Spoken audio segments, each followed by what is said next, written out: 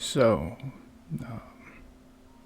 Nintendo had their Direct today, and there was a lot of great looking games that were announced.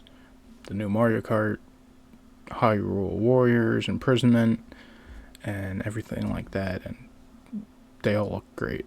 But I don't think I will be buying a Switch 2.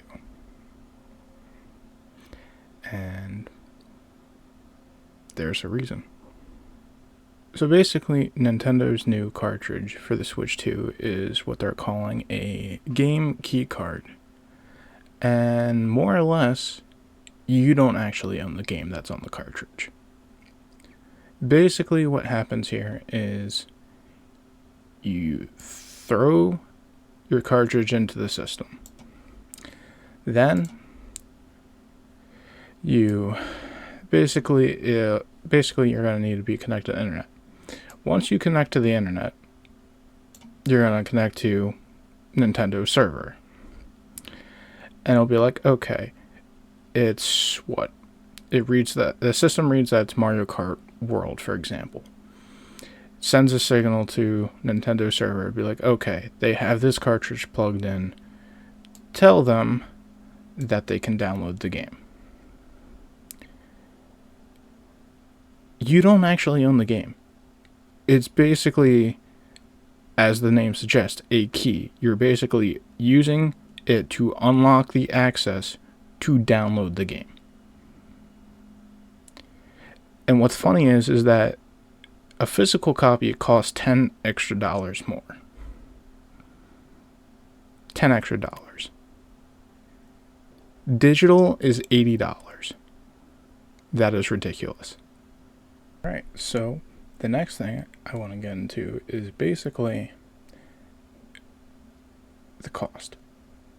The Nintendo Switch 2 will cost $449 slash $499, basically $500 plus tax and everything,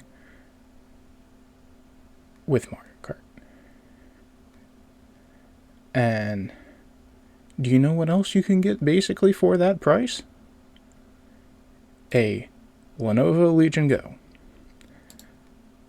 Asus ROG Ally, and even a Steam Deck. So where am I going with this?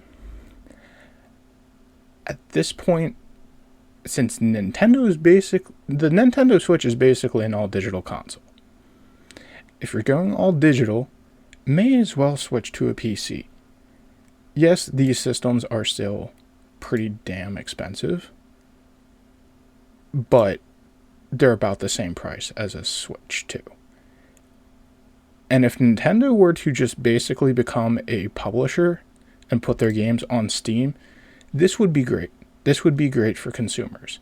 Because not only can you play Nintendo-based games, you can also play PC games. And it will have a console-like experience. And that's what a lot of people want. A lot of people want a console-like experience because sometimes with PC, it can be a little too much for most people. And I mean, I think there's rumors going on right now that Steam or Valve is trying to make a Steam console of some sort. So basically a Steam Deck, but minus the controller and screen and just basically a block, essentially. So, and the Switch 2, if I'm remembering from the Direct today, it's supposed to be 256 gigabytes of storage. The benefit of having a cartridge or disc for most consoles is that most of the game is stored on that piece of media. It's stored on a disc, stored on a cartridge. It holds most of the game data. The part that it doesn't do is save the game data.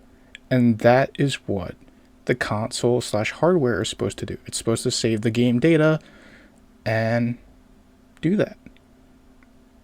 But now the system has to do both. It has to download and store your game's files and store your save data. Therefore, less storage. So who's to say how many actual games you'll be able to fit on your system at a time?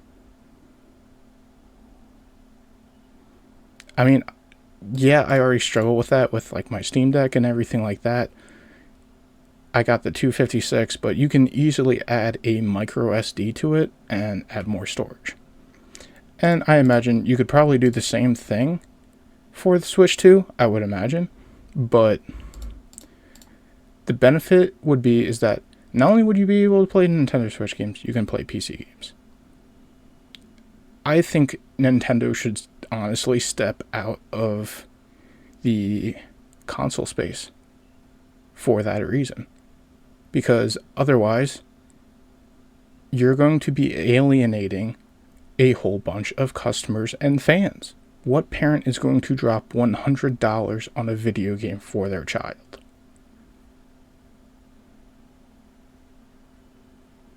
And just a few months ago, we were hearing rumors that Rockstar was probably going to price GTA 6 at $100 for the game. And thanks to Nintendo recently, I think we're actually nearing that. I really think we are. Video games back in like the 80s and 90s, yeah, they used to be like $80-$90 back then, but more or less for good reason, because they didn't have the technology that we have today. We have technology today that makes game development so much easier and quicker. Still expensive, but still making games cost less. So why are we upping the price of games if it's easier to make? You can at least get most games on PC for a cheaper price, or if not free. So, now this is my next thing I want to run with. If nothing does change, where is the gaming industry going to go? Basically, probably the middle class is going to get left out of gaming. Because I don't know how many people can actually afford that. Like, I don't know how many people can afford a $80 game every month. Like, if that's your thing, like if you play a new game every other month, I don't know how many people can actually drop $80 every month.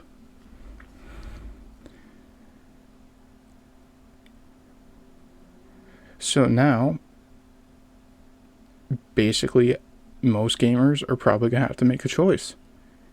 Drop the hobby completely, or basically stick to, no offense, lower end titles, being indie games. Because indie games at most times are developed by one person. They're shorter, they're cheaper to make, and therefore being less expensive for the consumer. And there's plenty of great indie games out there. There really is. And I also think that's just like a market that not a lot of people go towards. And this might give it that push. It might make indie game devs more popular than, say, AAA devs. That's where we're going. And it's kind of sad. And gaming has been something that's always been a part of my life. I started out on the PS2, and then,